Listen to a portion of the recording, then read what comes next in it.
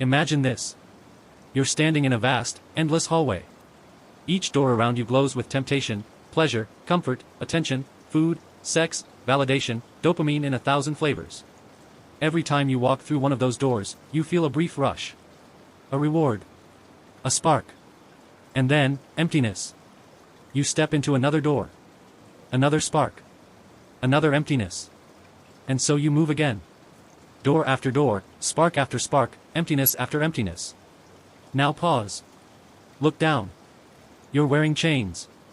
Not around your wrists or ankles, but inside your mind. The chains are invisible. But they're there.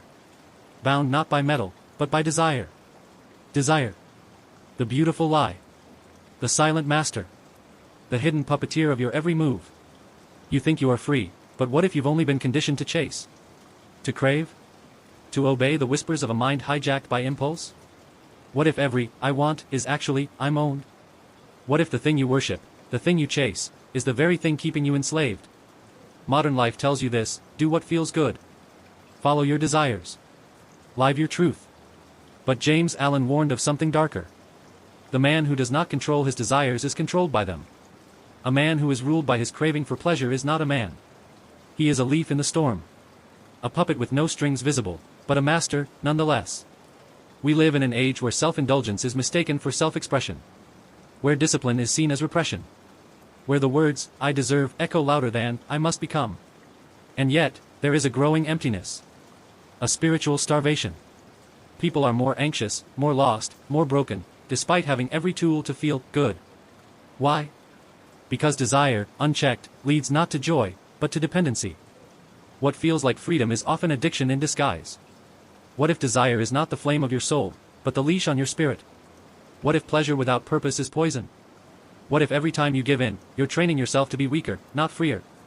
Think about it. The man who cannot resist a craving is not a man, he's a slave. The woman who chases validation is not empowered, she's imprisoned. The person who fears discomfort is not peaceful, he's sedated. And the worst part? The chains of desire are comfortable. They don't hurt. They seduce you. They whisper, "Just this once." They say, "You deserve it." They say, "Life is short." But what they don't say, what they never say, is, "I'm here to destroy you slowly." You were born with fire in your chest. Vision in your heart. Will in your bones. But each time you give in to what is easy, a little part of that fire dies. Not all at once. No. That would be merciful. It dies slowly. Each mindless scroll. Each impulse obeyed. Each promise broken to yourself. Each "tomorrow I'll be better" that never comes. It dies through comfort. Through softness. Through avoidance. And then, one day, you wake up and wonder. Why am I so numb? Because you've been feeding the wrong master. Because your desires have become your God. But here's the truth James Allen left behind for you. Desire is not evil. But when it is your master, it is your prison. Only when it becomes your servant, do you become free. There is a way out. There is a way to break the cycle. To silence the cravings. To conquer the impulses. To burn the chains and rise above. Not through motivation. Not through hacks. But through inner mastery. Through discipline. And that is where we go next. Because freedom isn't found in obeying your feelings. Freedom is found in ruling them. You've been taught to chase freedom by indulging. Eat when you crave. Speak when you feel. Escape when you're uncomfortable. Reward yourself because life is short. But what if that idea, so comforting, so popular, is the very root of your suffering? Let's go deeper. There is a war inside you. It's not between good and evil. It's not between right and wrong. It's between the lower self and the higher self. The lower self is loud, hungry, impulsive. It wants now. It needs now. It fears silence, boredom, and stillness. It fears itself. So it runs, from one dopamine hit to the next. The higher self, on the other hand, is quiet. Patient. Disciplined. It waits. It watches. It builds. But it does not scream for your attention, it whispers. And in the noise of modern life, that whisper is drowned. James Allen said it clearly, "As a man thinketh in his heart, so is he." Your life is shaped not by your circumstances, but by your inner architecture. And that architecture, your inner world, is either built on discipline or on decay. If your thoughts are undisciplined, your emotions will rule you. If your emotions rule you, your habits will betray you. And if your habits betray you, your life will collapse, slowly, quietly, and internally. You may appear successful. You may smile on the outside. But inside, you're fragmented. Lost in 1,000 directions. Controlled by moods, distracted by screens, addicted to comfort, enslaved by urges. That is not freedom. That is inner chaos. Let's borrow a lens from Carl Jung. Jung believed that the shadow, the dark side of the psyche, is not something to destroy, but to integrate. Your cravings, your addictions, your compulsions, those are fragments of your shadow. Not evil. Not shameful. But misunderstood. Ignored. Repressed. When you suppress your darker instincts without understanding them, they grow in secret. They don't disappear. They wait until you're tired, alone, weak. And then, they strike. You binge. You lash out. You give in. Discipline isn't about killing those urges, it's about seeing them. Owning them. Transcending them. But society doesn't teach this. Society teaches self-soothing. It hands you distractions instead of introspection. It numbs you instead of waking you. It says, you're fine the way you are, even when your soul is screaming for more. Aldous Huxley saw this coming. He warned of a world not ruled by tyranny, but by pleasure. A future where people would love their servitude, because it came wrapped in entertainment, comfort, and sedation. He was right. We are overfed and undernourished. Overstimulated and underfocused. Overconnected and deeply alone. And it all stems from one hidden truth. We've mistaken desire for direction. Desire says, do what feels good now. Direction says, do what creates who you want to become. But here's the paradox. The more you obey desire, the less you recognize your own power. The more you chase freedom through indulgence, the more imprisoned you become by your impulses. James Allen warned that thought is the root of all action. And undisciplined thought leads to undisciplined life. He didn't speak of external discipline, he spoke of mental mastery. Because when your thoughts are wild, your life will follow. When your thoughts are focused, your life will rise. Yet most people never learn to direct their thoughts. They let thoughts direct them. They think discipline is punishment. They think restraint is weakness. They think stillness is emptiness. But it's the opposite. Discipline is power. Restraint is strength. Stillness is clarity. The problem isn't that you don't have time. It's that your mind is scattered. You live in 1,000 browser tabs of thought, none of them under your control. And when your mind is noisy, your path is hidden. To reclaim your life, you must begin here, not in your schedule, not in your habits, not in your external routines, but in the secret realm of thought.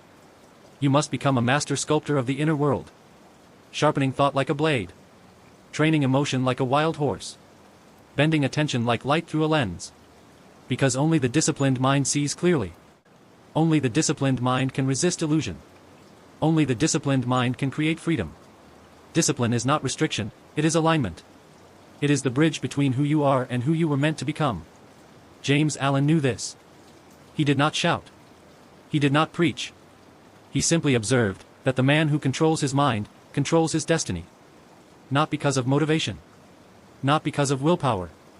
But because he has built an inner world where clarity, strength, and peace are not optional, they are the foundation. So the question becomes, will you continue chasing shadows? Or will you step into the storm and forge yourself through fire? Because the war is not outside. It's not between you and the world. It's between the voice that craves comfort and the one that craves greatness. And only one will win. You wake up one day. Not in a new city. Not in a new body. Not with more money, more time, or more applause. But different. Silently, without anyone noticing. Something has shifted. You no longer fear the silence. You no longer chase the dopamine drip. You no longer crumble under the weight of emotion, impulse, or urgency. You see clearly now. Because you've met the voice behind the noise, the true self. The one who waited for you. The one who never yelled. The one who watched, as you ran. And it says only one thing. Discipline was never a cage. It was the key. You thought discipline meant suffering. You thought saying no to indulgence meant saying no to life. You thought restraint meant losing. But now you see. Restraint is liberation. Focus is flight. Structure is freedom. Because you're no longer ruled by what you want in the moment. You're moved by what you believe in eternally. The man or woman who practices daily mastery of thought doesn't need to escape. They don't need constant pleasure, validation, or distraction. They are whole, right now, where they stand. James Allen called this serenity. Not the stillness of apathy, but the stillness of power. Imagine walking into the chaos of the world. And nothing moves you. Not praise. Not insult. Not temptation. Not fear. You remain centered. Not cold. Not numb. But grounded, like a mountain that has seen 10,000 storms and learned not to flinch. That is the man who governs his mind. That is the woman who holds the reins of thought. That is the human being who has transcended animal impulse and remembered what we're here to do. To create. To serve. To rise. And the paradox? None of it is loud. None of it is celebrated. None of it is posted on timelines. Discipline happens in silence. It's the 4 a.m. decision. The rejected craving. The quiet journal entry. The workout no one sees. The book no one told you to read. The 1,000 times you chose vision over comfort. That's where freedom is born. Not in what you escape, but in what you endure. Not in what you consume, but in what you resist. Not in what you control, but in how you control yourself. Because here's the final truth. You are already free. The gate was never locked. The chains were never real. The prison was always made of thought. And thought can be mastered. But only if you dare to stop running. To stop blaming. To stop begging for motivation, miracles, or shortcuts. James Allen knew. Circumstance does not make the man, it reveals him to himself. And when you look into the mirror of discipline, you don't just see the body. You don't just see the face. You see the soul. Weathered. Forged. Unshakable. You see the warrior. Not the one who fights others, but the one who has conquered himself. And once you become that, nothing can own you again. Not fear. Not doubt. Not the past. You walk forward, not hoping, not wishing, but knowing that every action aligned with your higher self is sacred. That every moment of discipline is a seed of destiny. And that freedom is not given. It's earned through the daily, brutal, beautiful art of self-mastery. So stand up. Not for the world to see. Not for anyone to clap. But because the quiet part of you, the eternal part, is ready. Ready to rise. Ready to lead. Ready to live free.